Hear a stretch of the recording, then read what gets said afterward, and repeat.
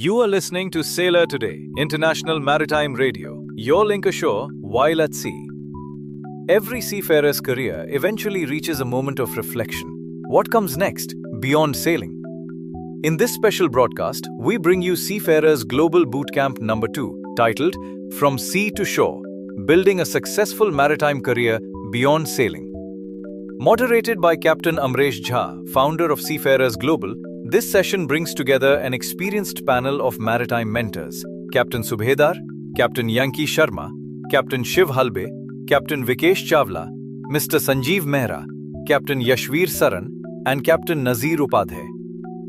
Together, they explore shore-based career opportunities, future-ready skills, career planning while still at sea, professional networking, and the human side of leadership. Whether you are actively preparing to come ashore or simply beginning to think about your long-term future, this conversation offers practical direction, honest experience, and encouragement from people who understand the seafarer's journey. Stay with us for an insightful session created for seafarers, with seafarers, by seafarers. So good morning, everyone. On behalf of the entire Seafarers Global Mentoring team, I welcome you all to this second boot camp, which is basically from sea to shore. And we have our expert mentors today, starting with Captain Yankee Sharma, Captain Subhedar, Captain Vikesh Chawla, Mr. Mehra, Captain Saran, and few more will be joining: Captain Mahapatra, Captain Upadhyae, Captain Philip Matthew. They will be joining this call as soon as possible. So today's session will be basically, we all have seen at some point of our career that what is next. And actually, I have also felt when I was sailing on ships, and every time superintendents coming to my ship for some inspection, or some PSC coming at when I used to see Indian PSC in AMSA or somewhere, I used to ask him how we can join AMSA, or when we are in India, how we can join MMD like that, or how we can join shipping company. So these kind of questions were always there when I was sailing, and I'm sure you are also, when you are on board ship, you also have these questions at your in your mind. And we have, at that time, used to feel that, okay, the guidance was not available the way we wanted. But nevertheless, we always got guidance whenever we approached mentors, and we got the guidance. And today we are lucky that all the mentors are here, and they have all agreed to share their own experience, and which is basically going to be useful for all of us. The reason for, and I will be thanking Captain today, Captain Nangya Sahab, who has been very kind to have this live stream in their YouTube channel. The reason for doing this live streaming is because we have always seen very less attendance when we are doing this every Sunday. So whoever wants to listen this important conversation, the important guidance that our mentors will be giving here, will be available in Sailor Today YouTube channel every Sunday that we're doing. It will be live recorded, and it will be live available on Sailor Today YouTube channel. So you guys can refer, and you guys can basically share with your own colleagues as well for the future conversation. So now with this, I want to start the session. In this session, we will be talking about 5 main points. The first point is that what are the employers basically looking at? You must have seen in our brochure also. These are the points that we have mentioned. First is that what are the emerging shore-based career opportunities? The second is that the skills that employers are looking for. Careers planning while you are still sailing on board ship. Building your network, how it can help you. And then practical guidance from our mentors based on their own experience. And last segment will be the question and answer session, live question and answer session, depending upon the time. So I now would like to start this session with my first question, the emerging shore-based career opportunities. And this question is for Captain Vikesh, sir. Sir, would you like to share this with our mentees as well as whoever want to listen in the future through our Sailor Today YouTube? Good morning, gentlemen. It's a good question, actually. What are the emerging shore-based careers?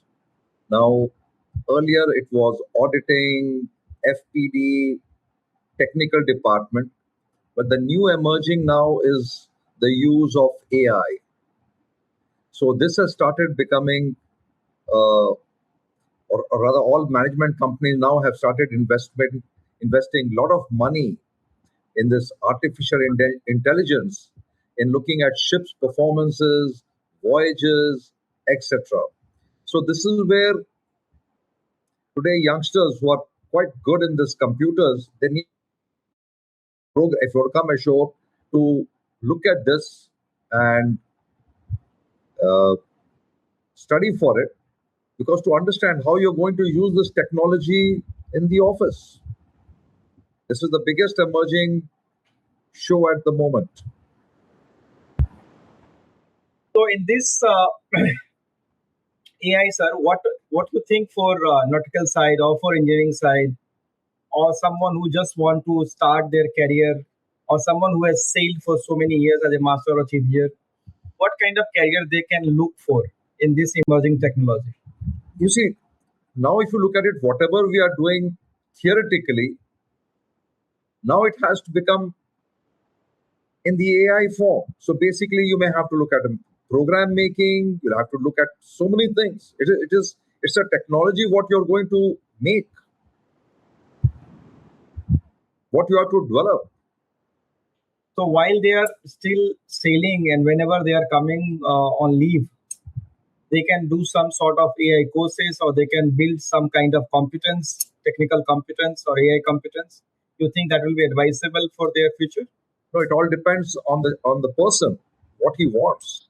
Because suppose now you go for masters in AI, it's a full quitting for 2 years. Huh? Are you willing to do it? You just can't do a haphazard thing. Just like हम लोग chat GPT, we open up and say let's use it. No, it's not going to be like that. So, sir, if someone wants to make career in artificial intelligence related with shipping, they have to give serious thought about it. Yep, They have to do some sort of serious course from some good institutions. that's correct. Then they can take it forward if their liking is towards that. And you see, it's not about doing the course.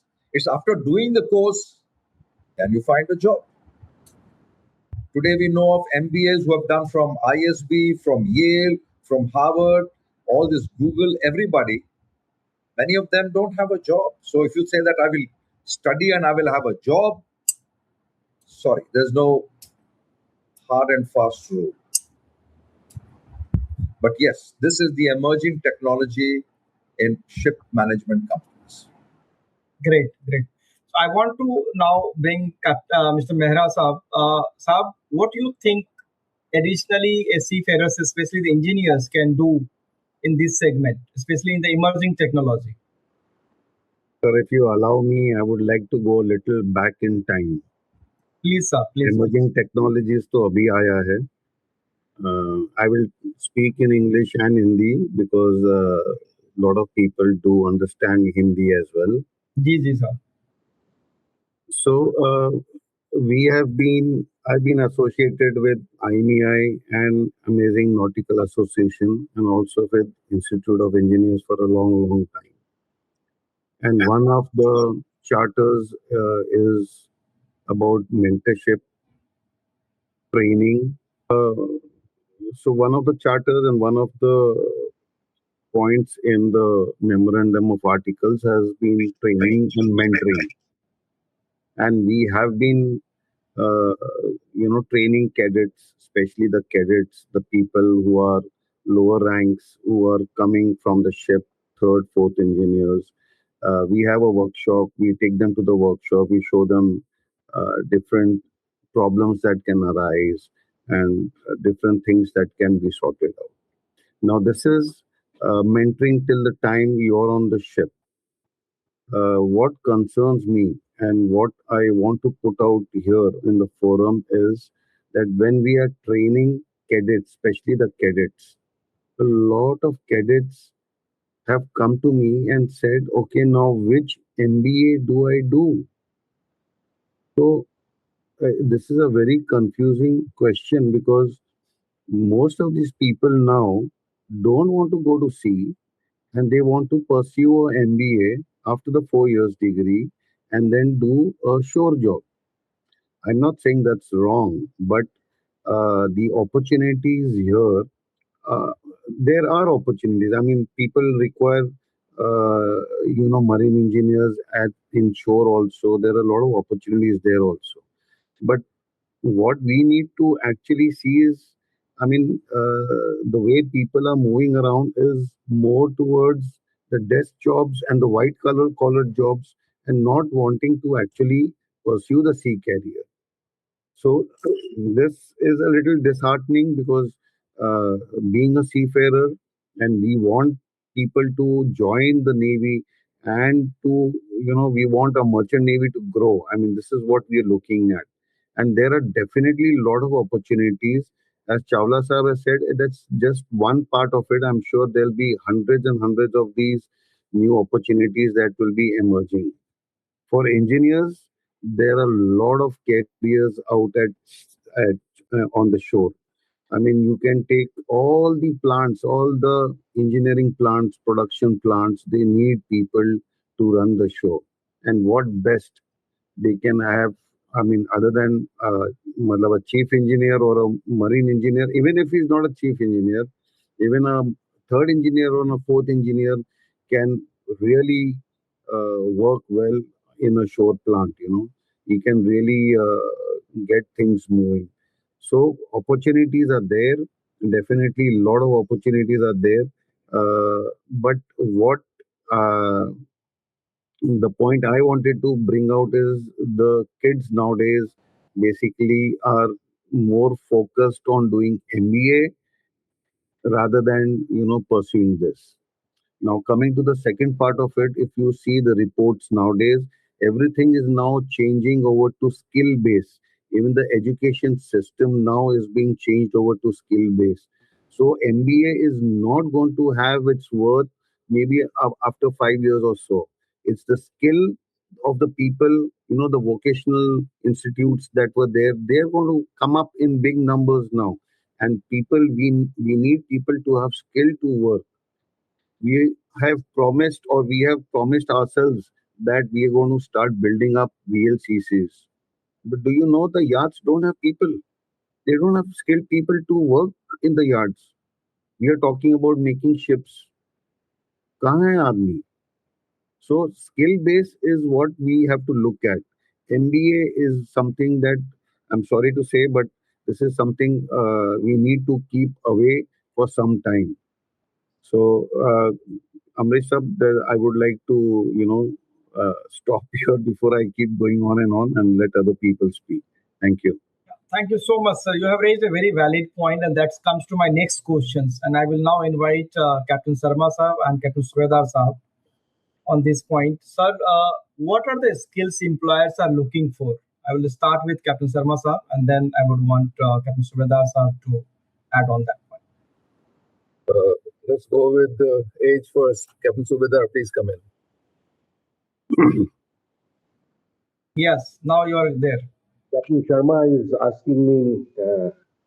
So basically, sir, as you must have seen, we have started with the question that emerging technologies, emerging opportunities for seafarers. Now, based on your experience, you have been in India, you have been abroad, you have been IMO, you have been in coastal shipping, you have been various, you have seen everything that we will be aspiring to see. So you must have seen the skills that you suppose if you have to interview someone today as a superintendent or someone who wants to come ashore as a master or as a chief engineer, he wants to now step on also.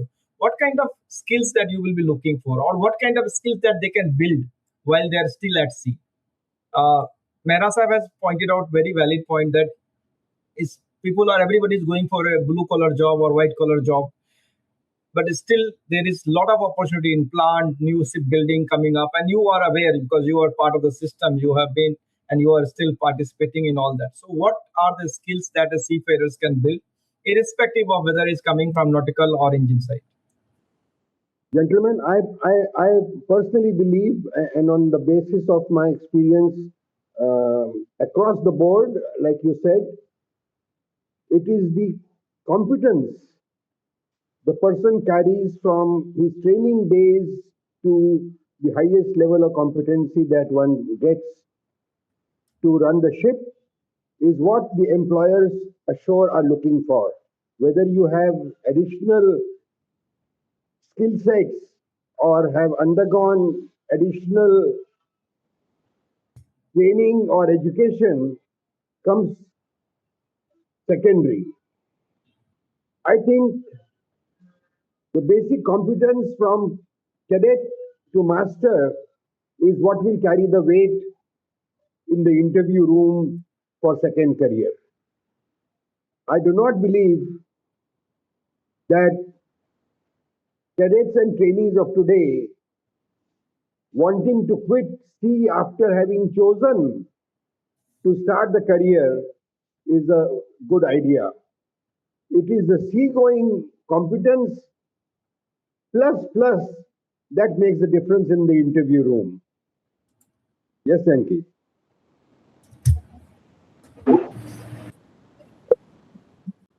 Sir, you are part of IM. You have been teaching. You have led the training institution as a director. So, what do you think, sir? What kind of skills seafarers can build on while they are still out at sea, which can help them not only getting the job but also scaling it while they're now ashore. They can make the best out of it. You're asking me, Amresh? Sir, over to you. Yeah. Okay. I think what Captain Subhedar said, I completely agree. If you are on board, you better know what the job is to be done on board first. Stop dreaming about shore. Get to be competent in the job that you have to do. Because when you do look for shore opportunities, you are coming with the shipboard experience, and the interviewers or the employers would be expecting you to be fully competent in that field to begin with. So that's the starting point, right? So whether you are engineer, whether you're a deck officer, at whatever level that you have worked on, at least you should be fully confident of the job you're doing there. Then comes the issue. Okay, you want to move ashore, identify the areas of your interest first. Not everybody is a commercial person. Not everybody needs to be in auditing, or not everybody needs to go into technical side. Maybe somebody wants to go into computing and AI. They have talent, or perhaps they have interest in that area. So you identify 2 or 3 areas where you think you might want to proceed with your career. There's nothing 100%. Even having moved into one area, couple of years down the line, you may get an opportunity somewhere else. You move to something else. You move to MMD, DG shipping, wherever. You yourself, Amresh, are an example of that. So, the field is wide open, but you have to be a little bit focused as to where you want to go, and then invest a little time and effort and energy to prepare yourself in that area. When I say invest, it may be that you have to do some kind of training courses, some educational programs, or maybe internships in whatever time you can get, and build up a little bit of a profile where when you go for an interview or you make an application, it can be supported with, yes, this guy is interested here, and we can probably pick him up and then polish him up. Employers will definitely put you through further training if they have selected you. It will really at the starting point, at more senior stages, of course, then there's management skills and that different stuff. And I agree with also Mr. Mehra. Management degree is not going to get you a job right away. And in fact, it has more value when you move into upper level of management. So executive management programs, okay. But then again, that's investment, maybe 1 or 2 years of your life, in that sense. So let me stop here for the time being. Let's hear the others, and we'll come back. Amrish, let me give two examples. One of myself and one of a senior. Yes, yes. Let me give two examples to add to what Yankee has just mentioned, and he knows all about MBA programs. My senior and many people on the group now would know his name. Captain Ramesh Khare was almost a director of SCI, and when he left for a four-man job with American President Lines in Singapore, and ended up as a CEO of a company after having acquired the necessary skills to do that. In my case, after several years in SCI at sea and ashore, I took up almost a class 4 job in London at the IMO. And then the MCGA. Learned more skills and came back without migrating to United Kingdom. I've done well, but I can't say that any extra studies that I did came handy, but competence which I learned from Dufferin to the masters is what stood in good stead. Thank you. Thank you so much, sir. Thank you so much. So this brings me to my next question, and for which I would Amresh, like... can I just come in? Amresh, Yes, yes. Can I just come in? Please, sir. Please. Please, sir. So I would like to basically highlight the point which Captain Sharma said, and I would like to add on it. Now, this is an insight to all the kids who are here. Everyone is different. All the five fingers are different, and some of the people like theory, some of the people like practical, some of the people like to do something else. And we know that we like a particular way of working. I mean, let's give an example. I am more of I'm a practical guy. If you put me in an IMO session, I might not do good. I'm not the guy who can talk, and I'm not the theory based guy. I can do things, I can implement things. So every man is made differently. There are tools available in the market, and I want to stress on this is because there are a lot of failures which happen because people cannot identify what they are good in and what they need to do.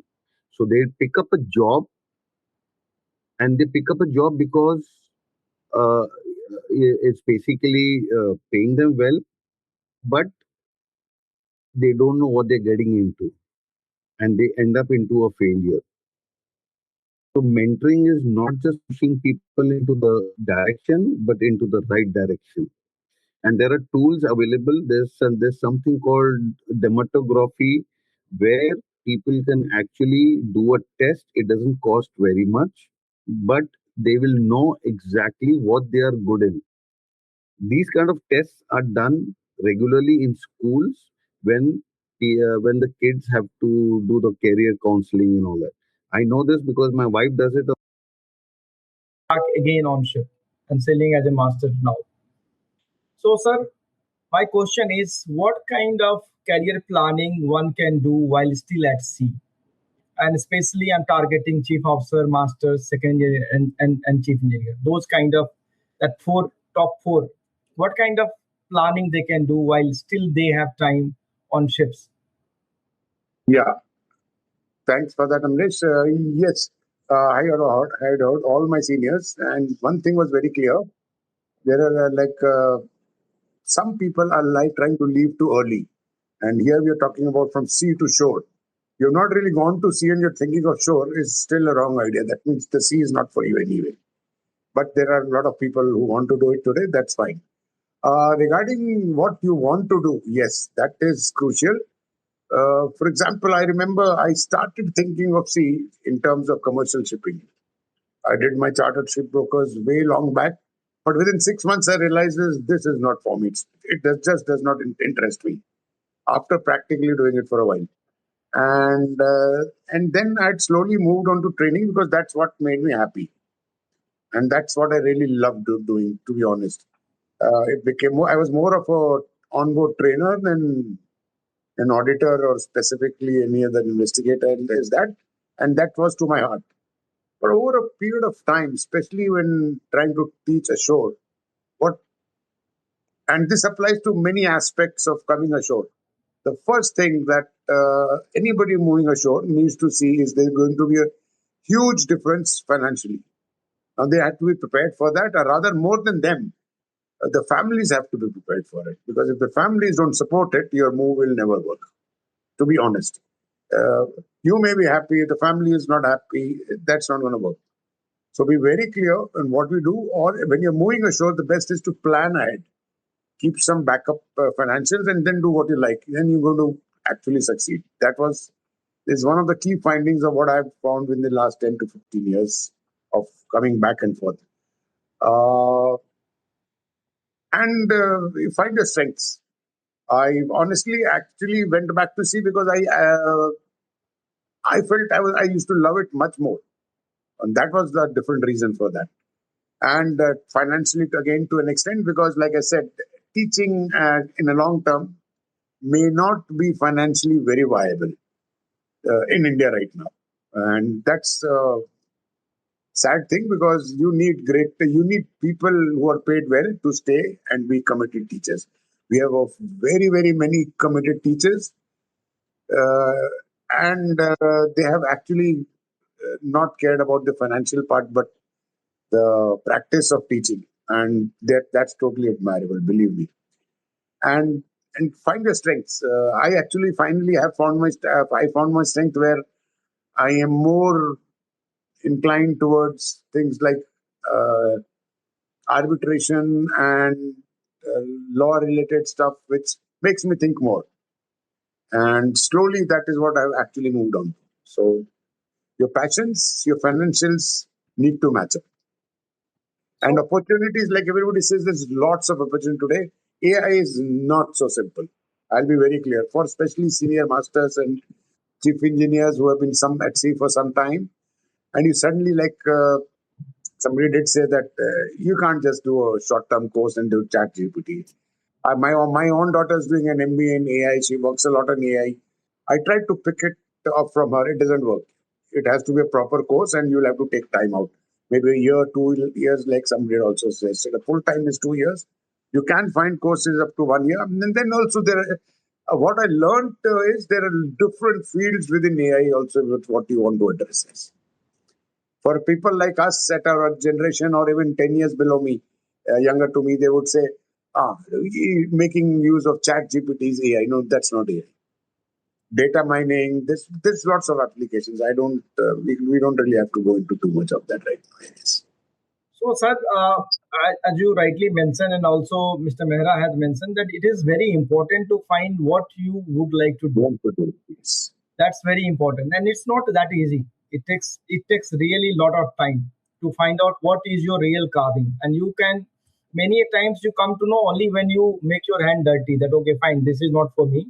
Something else is there. So you have both ways. Either you experience it for yourself and then decide, or else you take the experience from our mentors who has enough I would say experience to share from their own mistakes that what you should not do it. So it's a kind of ready-made platform available to our youngsters as our Also, I would add one more thing here. I have seen a lot of people in the last few years wanting to give up sea because not because they have something in mind outside, but because they just don't want to be at sea. I had instances where 2 voyages of rough weather, the guy decides I am not going to come back to sea. So, and that's an unplanned move in my book. Okay, he has not liked the rough weather part of it, or it's beyond his comprehension, or whatever reason. But that is not a successful story in my book in the long run. So that is also happening. People are just leaving because I need to leave, period, without thinking it out first. So that's one thing. And the first time, and you have to also see where you yourself are. The first time I gave up sailing when 20 years back, 25 years back was, as a master, I felt growing and I was stagnating. So that was the initial reason to move out back to shore. Not because of anything else, because I just I felt I was stagnating as a master. Then the second stint as a master, I actually enjoyed myself because I think I used 15 years of shore experience in trying to run things differently, and I really enjoyed it. So it works everywhere somewhere. Thank you so much, sir. I would like to invite if any other mentors wants to add anything on this part, especially career planning while at sea, while still at sea, because this will save a lot of time. Anyone wants to add here? So, Amresh, I started doing my MBA when I was at sea, when I was a second engineer, you know. And when I started doing my MBA, when I was, and that too in ship management, and I could understand a lot of things. And I could talk to the captain and the chief officer and the chief engineer about a lot of things. I understood shipping, and that is a time when I felt that what we are doing is a very small part of shipping. There's lots more to it. So if people are basically wanting to grow, I mean the right time to do management. I mean there are online courses. You should do it when you're basically a third engineer or a second engineer. Second engineer preferably, and a chief officer preferably. That's when you've seen a bit of it. You've seen a bit of the top management, and you will start learning and you will understand a lot of things. Thank you. I I don't know if anybody has said, but taking up the shore job, the age limit must be mentioned here. It's a hidden law where you have to take a shore job ashore before age 40. That should be mentioned here. And also, whether you are ashore or you are on board, people should never stop studying, learning. Whenever you have time, whenever you are on leave, you must attend some classes and try to do. Like many people are doing LLB, many people are doing MBA, there are various things you can do, but you must continue your studies for longer duration. That will give you very good results when you are ashore or whether you are on board also. Thank you. Thank you so much, sir. Very nice advice that you have to start planning early, and age 40 years is what sir has mentioned. Thank you so much, sir. Now I'm coming to my next question, continuing with what we have already discussed. That what kind of professional profile and how important is building network to be successful in finding the soul job as well as to be successful in the soul job. And I'm opening this question with Captain Sharma Sahab. Sir, you have been spending a lot of time with IMs and you have seen how the alumni network helps there to get them a good job and placement. And it is kind of it's kind of pride to be of some alumni. I think to some extent probably DMET and probably TSR or TS Chanakya may have done something better in this segment, especially for seafarers coming from that. I mean, TS Dufferin, you have a kind of association. I don't know how good they are in helping them in getting job and all. DMET, I'm aware that they are quite good in that. But there are many, I mean, people who are not from this institute, and also there are many who are coming from ratings and other background. How good it will be for them to do networking and how they can help those network to get some sort of success, at least in the beginning, in the SOAR career, I mean. Yeah, Amresh, that's one of the problems of sea career, isolation. You're on your ship, there is no chance of networking with anybody. Once you come ashore and you go to your hometown, there's a limited number of people you can interact with. So where is the scope to network with people from different parts of the industry where you can get some insights and maybe probably then work towards making a place yourself there. So a few, yes, you said batchmates or alumni of an institution. To some extent, yeah, if you involve yourself in them, many people are just members, but they don't really get involved. They're very silent. Join CMMI, IMEI, but be active, and get in contact with people over there. Networking doesn't just happen on its own. You have to work towards it. There is certain skills to be acquired. At later stages, if you are able to invest some time in attending conferences, seminars, there are plenty of not even requiring money, free entry. Go there, but spend a day, spend half a day, meet with people from whichever part they are, exchange, identities. That's networking. घर पे बैठ के नहीं होएगा networking. You got to move out. And what we are doing today is again one form of networking. It is. So develop contacts and then follow them up. I attend so many conferences, and then I have a bunch of cards which people are willing to share. And I always tell them, expect to hear from me. I might call you. Not for the sake of a job, but maybe just I need some knowledge in that area which they possess. And time to time, I've had very good experiences with that. People are willing to share, but you have to make the effort. So anything that you want to add here? What I mean, I am Ahmedabad or Bangalore. You have been with those esteemed organizations. Yeah. Our executive program, especially the senior management, what they have and what we lack as a seafarers, what we can learn from them in networking. Yeah, well, that's very clear. Even short programs at IIMs where, we are talking management development programs where you have executives from different organizations, not only just shipping, but ports and yards and logistics and wherever. I have seen those 1 week interactions in residential programs have led to lifelong connectivity, with people. Not just social level, even professionally. I myself used that. I had a month in Ahmedabad and, among my batchmates in a program, not even shipping guys. And about 10 years later, we needed to develop a high voltage course at IMTC. And I thought of this gentleman who was at that time heading the Dahanu power plant. So I contacted him. I said, I want to have some training program on high voltage safety for mariners. He said, welcome. So we went there to the power plant. His training department showed us around. And then we signed an MOU and we did the practicals at the power plant. You can't believe it. It was a hell of an experience. But that's what networking is.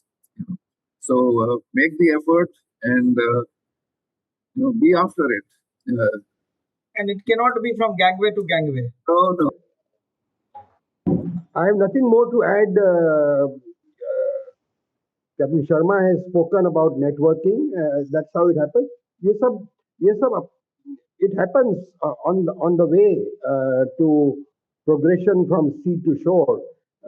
One needs to keep in mind that there are opportunities and that there are people who could be called upon to help, assist in making the change. But fundamentally, competence at sea is the core objective of a seagoing career. Thank you, sir. Thank you so much. Captain Vikesh, sir, you want to add anything in this point, sir, on the building network and building profile? Well, all I can say is most of the guys who are working on the ship, they're pretty good in networking with their ship owner as well as with their superintendents. That's why they keep telling you, please come back on my ship. And that is why now you look at it, even companies like Anglo-Eastern, you have got a FedNav pool, you have got a Hapag-Lloyd pool, you have got a Petrodec pool. Means different owners have their own pools and they have this annual seminars and meetings. So basically, the networking is somewhere happening in ship management companies automatically. That's why you can't change pools anymore. I do not know whether it's a good habit or bad habit to work in the same pool, but then you're stuck in that same pool. You'll not learn new skills. And this is the problem today, that ship owner hold you and you're just going to work on one fleet of ships. Right. Okay, sir. I have, I would say, networking specialist with me, Captain Upadhyae Saab.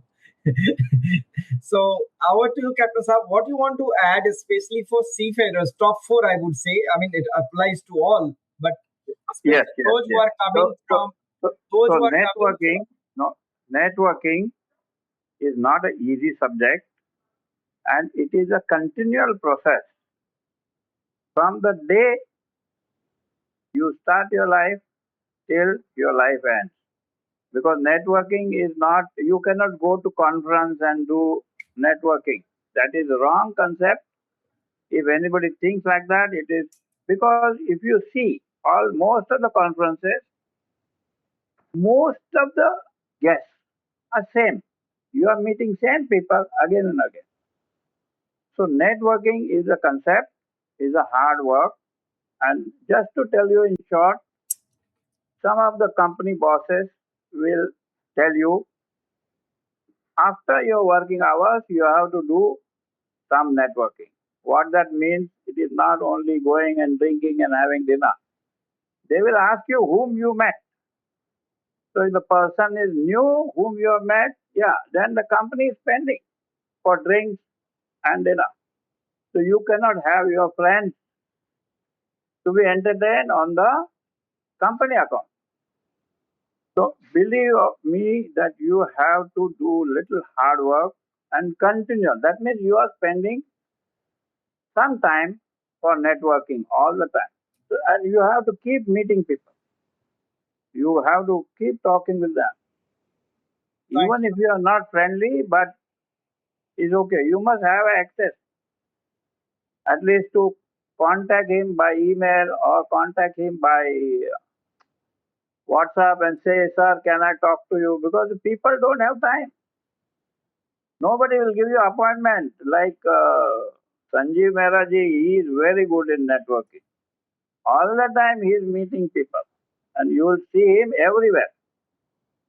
I'm missing Captain Matthews here. I have also seen him most of the network. I mean, most of No, the. Captain Matthews is not networking expert because he is attending same conferences where he is invited. Generally, he is invited in all conferences. But the crowd, same crowd. You cannot find networking crowd, valuable crowd. It is never there. Only wherever, wherever there is IMEI events, you should attend because you will find hundreds of people. It is your skill. You talk to them, go a little early, and they generally have, lunch or tea. So it's the best place for networking. IMEI events. Okay, thank you so much. Thank you. Thank you so much, sir. Nazir Saab, thank you very much. I appreciate what you said. But let me tell you, mariners as such are very shy people because we have been on the ship. We have been to ourselves. We have been keeping watches. It could be an engineer or it could be a deck person. So inherently, all the seafarers are very shy. And for us to get out of that shell and do networking is very, very difficult. It's taken me ages and ages to come up to a person and say hello, believe it or not. So this is a skill that needs to be developed by mariners, and you have to actually put a lot of effort into it. Yes, it is very difficult job, and that is why I said it is a hard work. But we are here for training mariners. We are here to remove their shyness. We have to explain to them. You cannot dig a well when you need water. Thank you so much, sir. It's a skill which needs to be developed, and yes, all the time. And there are people available to help. Yes, Captain Sharma sir.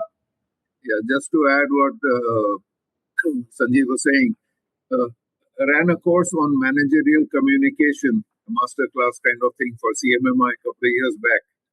One of the sessions is actually networking. So if that master class happens again, I don't know when, but it may be a good idea for people to look in and see a very useful class we have on networking. Thank you so much, sir. Thank you so much. And I think it is must for those who really needs to develop this. So, Amresh sir, he has given you a very good idea. Next session is networking. I will. Okay. So now, Sab, I'm coming to my next segment, which is basically most of you have already done that, but this segment is practical guidance from experienced maritime professionals. So now I'm opening this forum to all the mentors and experts who are here and who wants to share their experience in these topics on emerging careers or the skills that employers are looking for, or career planning while at sea, or building the professional profile as well as the network. Anyone wants to add anything? Full floor is open to all. Anyone wish to add anything? So Captain Subhedar Sahab has written in the text that position oneself to get noticed, network will happen. Yes, correct, sir. But in order to position, also networking is required. That's what I think what we are discussing, sir. And it has to start. It is a skill which needs to be developed. Unfortunately, nature of our job is to be remaining confined to the ships, and very few people were interacting on day-to-day basis. So when we come ashore, as Captain Sharma Sahab has highlighted, we kind of either busy with our own exams or we stay at home. We hardly get time to kind of interact, especially socially. But then there are CMMI, IMEI programs and various events are there.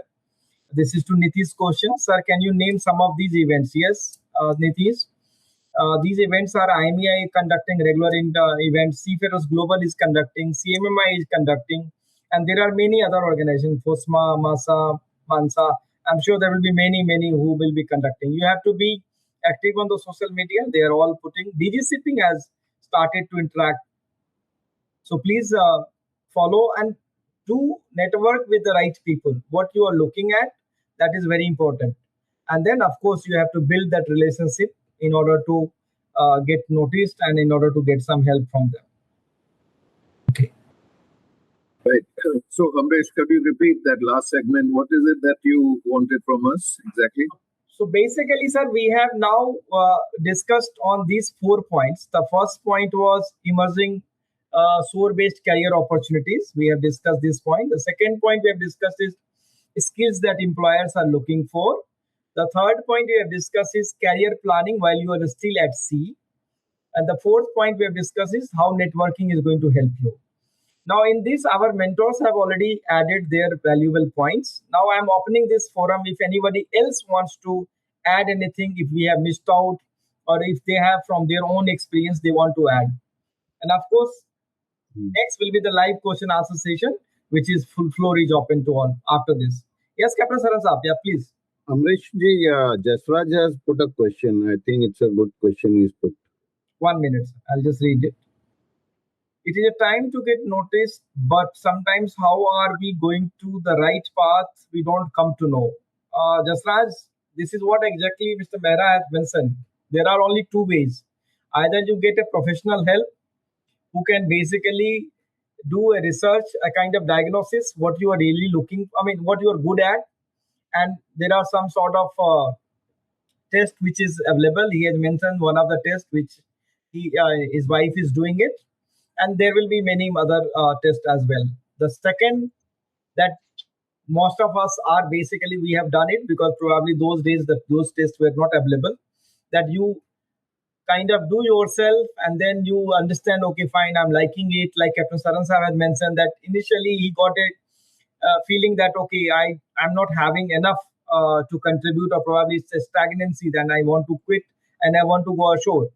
After 15 years ashore and a very good role, and he again felt, okay, fine, now he wants to go back. So we all know, and that's why people are changing job from one company to another company or one segment to another segment.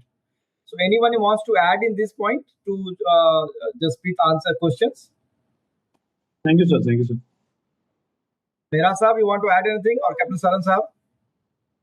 No, sir. That's what you said is See, correct. my thing is that people who want to think of coming ashore, if you look at it, people who are working on LPGs and LNGs and oil tankers never want to come ashore. Let's get it very clear. Today, even in this war is taking place, this LNG ship was hit. I asked through some different contacts, the chief engineer, though somebody died, would you all like to come back? They said, no, we're getting $60,000. So changing a career also depends what you want. A lot of people want to come ashore, but they don't want a job in India. They want a foreign posting. Singapore, Hong Kong, or whatever it is. And also, management companies do not want somebody who's a 4-year master or a 6-year master. Today, the management companies now are looking at people who are even 6 months as a chief officer. So, here, if you're looking at coming ashore, you have to start looking what exactly you want and when do you want to leave. Today, many training centers have got second mates who come and teach. You can have a license, mates and masters, and be a second mate and come and teach. It is basically a personal interest what you want. But if you go to IIMs and all, until you're not a PhD or a proper researcher, you cannot teach. Thank you, Saab. Thank you so much for your valuable advice. Captain Saran wants to add anything. Yeah, before what I was adding, Captain Vikesh was right. And that's what I said initially. Figure out your financials. Like he said, the tanker masters, the disparity in wages ashore and at sea are so much that you really need to rethink before you take your calls.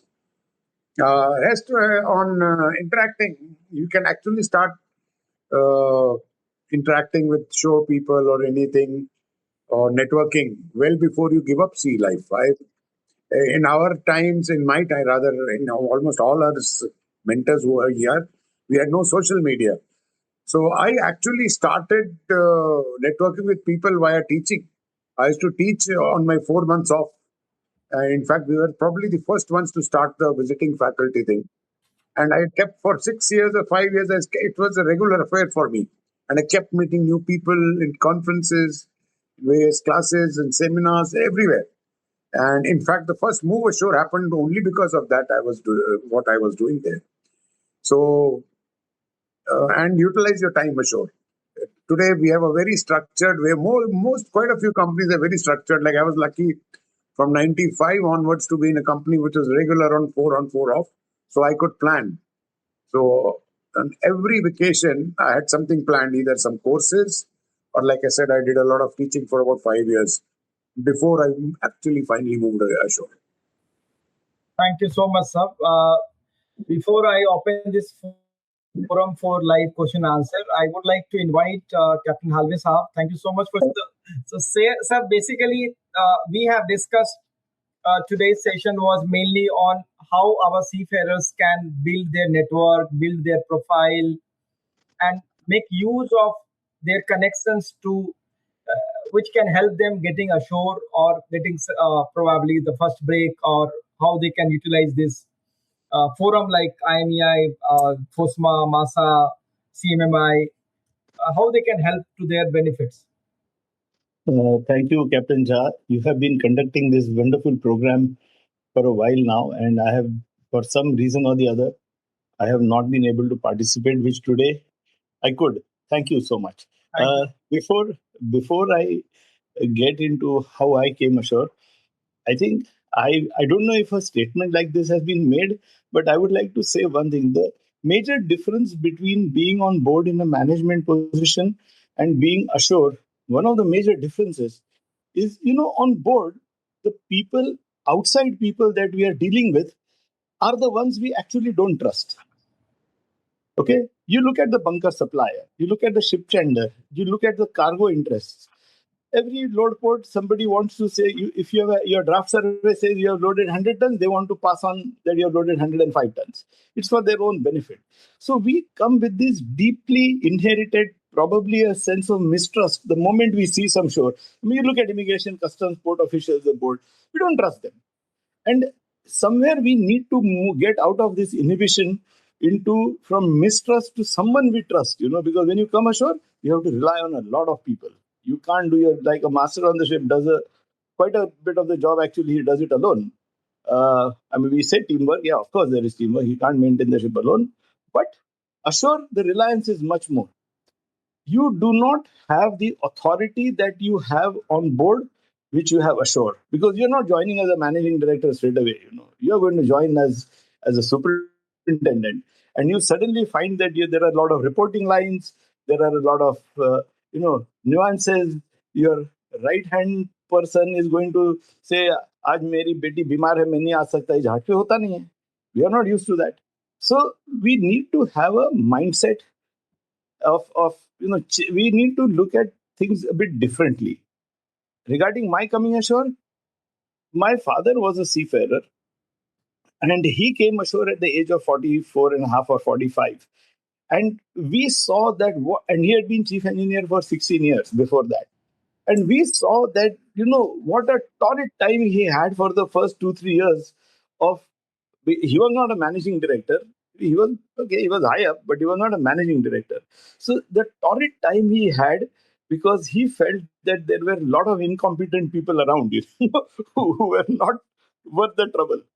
So my family, and including my mother, said, don't stay at sea for so long, where you're frustrated. Don't do that. Okay? Come ashore when you are young and you are moldable. And then another senior of mine said, oh, you want to come ashore? Do one thing. Burn your certificate of competency. Then you will come ashore. Otherwise, you will not come ashore. And I think I followed that advice. And yes, there have been a lot of adjustments that they continue even now. So my simple advice is adaptability. That's the main I think, focus. Thank you, Captain Jha. Thank you so much. Thank you so much, sir. Two very important points for all the juniors. I want to highlight what sir has mentioned, and especially for those who want to see it later on the Sailor Today YouTube channel. Sir has mentioned about the trust part, which I think I agree entirely. Another part, the other point which he has mentioned is adaptability. So I think these two are very important lessons that we all have to learn if you want to move ashore.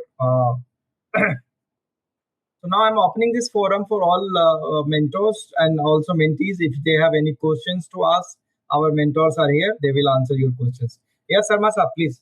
Yeah, Amresh, one area we have not kind of explored here in today's discussions is the part of coming ashore not to work for somebody else, but for yourself. I'm talking about entrepreneurship. And so many seafarers that I know, when we are on the ship, they're dreaming about, hey, what can I do when I go ashore?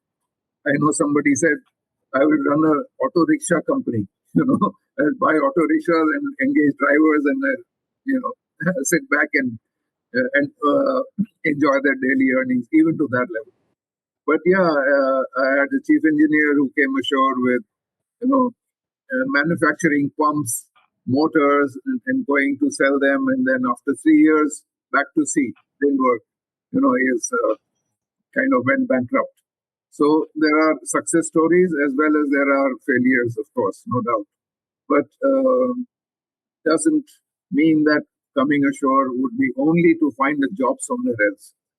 You may think of starting today, the environment is so different from what it was 20, 30 years ago. The word startup has really got a meaning today. And so don't let's count that out. If you have a bit of investment to make and you get the right opportunities, why not? There are many success stories. Yeah. Very nicely, sir. You're right, sir. We have missed this point. And I think, yes, sir, please. Can I add something to what Captain Yankee said just now? Yeah, please, sir. When in one of the companies that I was setting up, the chairman, I wanted to bid for some particular contract, and the chairman called me up. He was overseas. He says, I trust your professional judgment to execute the contract, I don't, well, that you should know. But he asked me, do you know how you will get paid? So that's a major, major problem for us, as Captain Yankee rightly pointed out. Thank you. Thank you so much, sir. I'll just read some questions from the chat. There is a question.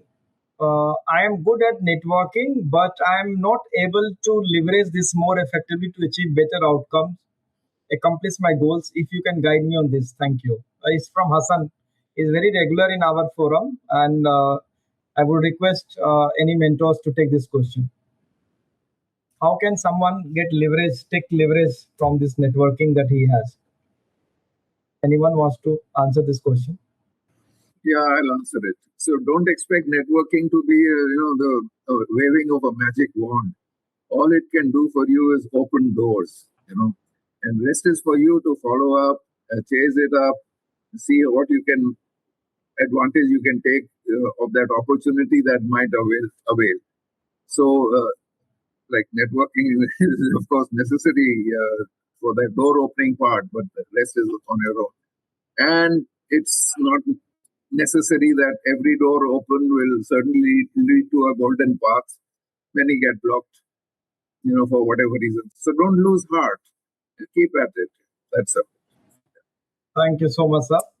Ayush has asked, sir, I'm currently pursuing mates as well as online MBA, but confused when I have to quit after master license or before. Please give advice. Anyone wants to take this question? Sorry, could you repeat that, please? Sir, there is a Ayush. He's doing his mates as well as he's doing his MBA as well, online MBA. He wants to ask whether he should leave now or he should leave after his master license. Amresh, I would say that he has to look at his bank balance first. Financial is must. Yeah, I agree. Suppose let's assume that his financial is done. So should he wait for master command? My suggestion always is like you should take master license, at least sail for 1-2 contract, and then come ashore. But Definitely, that will give you much more leverage in the. But then nowadays people don't want to waste so much time. They want to experiment ashore. So over to you guys. What do you think is best advice for him? He's doing online MBA. Saran sir wants to say something. Yeah, please, sir. Please. Yeah, once you're embarked on a journey, why not complete it first? Why quit midway? So do your masters, then go around. And so like somebody says, you have more leverage, you have more knowledge, which you can apply again.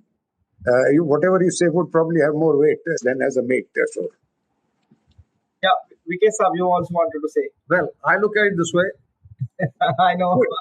Quit. Because the reason is, he's not looking at shipping as a profession. Having a master's license gives you the command to run a ship. And today you go to any company, you go to an owner and say, I want to make him a captain. It'll take you 5 years to be a chief officer or 6 years before you get command. So basically, once you have got your MBA, then you look at so many professions. You can go to any profession and start from there. Why does it have to be a master's license? Today, ship management companies are also taking only second officer with the MBA to come and join the office. Basically, route planning, cargo surveyors, everything is all second mates and third mates. By having an MBA, you're able to progress into accounting, sheets, business management, and you move ahead. So I am not into this. Means this is my view. So time has gone when we're in shipping. I will get confused, sir. This is the other side of the spectrum, and both are right. So he has to take a call what he wants to do. I mean, there is no fixed rule to coming ashore. He has to see so many things. He has to see his bank balance. He needs to see what he is doing. He may be getting a very good opportunity. And what Chawla Saab is saying is very correct. Now everyone wants under 40 and only second or third tier. They don't want masters and chief engineers because they have to pay more. Simple as that. Yeah, Sharma Saab is laughing. Sab, you want to add anything? Yeah, well, I'm reminded of my experience with Maersk. Amresh, there was a time, I don't know if others know this, that Maersk went this route, what Captain Chawla just mentioned, recruiting second mates and junior engineers into the office. And this is Singapore office I'm talking about, big office of Maersk. And I had gone there to, on a marketing trip, try to sell, training, which we had at IMTC. So I'd set up meetings. If you remember the name Gaurav Bansal, he was 33 years old when he was given the charge of Maersk Singapore office. I don't know if anyone knows this name. Yeah. But people under him were the second mates. And I'm 50 years old master. I'm going to talk to them, trying to sell them a course and telling them this is navigation and this is this and the machinery. It was a joke. They are the customers, so you do what you have to do. But Amresh, interestingly, this experiment of Maersk didn't actually go further. It did. In a few years, they reverted back to senior people. They said enough of this. So they tried, but it didn't work out. That is one experience. I'm not saying everything always will be fail like this. Young people do succeed, but that's what was my experience with Maersk. Thank you so much, sir. So I use first advice is that you first check your bank balance. Okay? Once your bank balance is quite good, then you can think of quitting sea. By then, if you are already master, well and good. Otherwise, you can still leave. All right. Any other question from anyone? Please. We are anyway 11 minutes crossed. We have 11:41 now. So last question. What is this? Hello, sir. My name is Prince from Delhi. Presently working on tankers as third mate. My younger brother have a factory where he makes safety gloves. Can you please advise me how to connect that business to shipping and provide that safety gloves on ships? Thank you. Okay, probably not the right forum, Prince, to ask this question. We are here to discuss about ship to shore career, about the shore job. But I'm sure you have. I have read out your questions, and many mentors, senior mentors are here. Probably they will be happy to assist your brother as and when this kind of opportunity comes. I'll just put in a word, Amresh, just because he's asked a question on this forum. Yeah. So, Prince, how it goes is from the manufacturer, it goes to the distributor, and then it goes to sub-agents, and then it trickles down to a lot of ship chandlers who then put the stuff on the ship. If you try the other way around and try connecting directly on the ship, it doesn't work, because on the ship you might require 5 dozens of gloves or 10 dozens of gloves, and it's not going to help you. So the right method would be that your brother gets in touch with the distributors, and there are a lot of these ship chandlers, even in Mumbai, everywhere. In fact, in Delhi also there are a lot of people working out from there. So you need to trickle down that path, and I'm sure you will get success there. But if your focus is on shipping and you marketing it that way, then definitely the people will come to you. Thank you so much. I think we have covered all the points. We have already discussed the emerging technologies and various other aspects, and most importantly, the practical guide from our mentors. Thank you so much, all the mentors, for joining today's session, mentees. And good point is that today's sessions has been recorded. It has been live broadcasted in YouTube channel from Select Today. So please share with your mentees, your friends, colleagues who may need this kind of expertise advice, and connect with us on Seafarers Global platform. As and when you have time, you can ask your questions. Our mentors are always there to help you out. With this, we'll close this session. Thank you so much, all the mentors. Thank you so much, sir. Thank you. You were listening to Seafarers Global Boot Camp number 2, From Sea to Shore, Building a Successful Maritime Career Beyond Sailing, moderated by Captain Amresh Jha.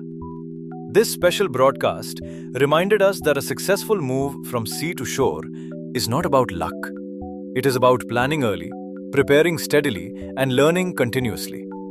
The key takeaways from this session were clear. Start planning your shore career early. Build future-ready skills in areas such as digitalization, artificial intelligence, sustainability, automation, and smart shipping. Understand the many career paths available beyond sailing. Network with purpose. Know what employers look for. Invest in yourself through training and certification. And remember the human side of leadership, including confidence, resilience, empathy, and a growth mindset. Our sincere appreciation to Captain Amresh Jha and the Seafarers Global Mentoring Team, along with the distinguished panel.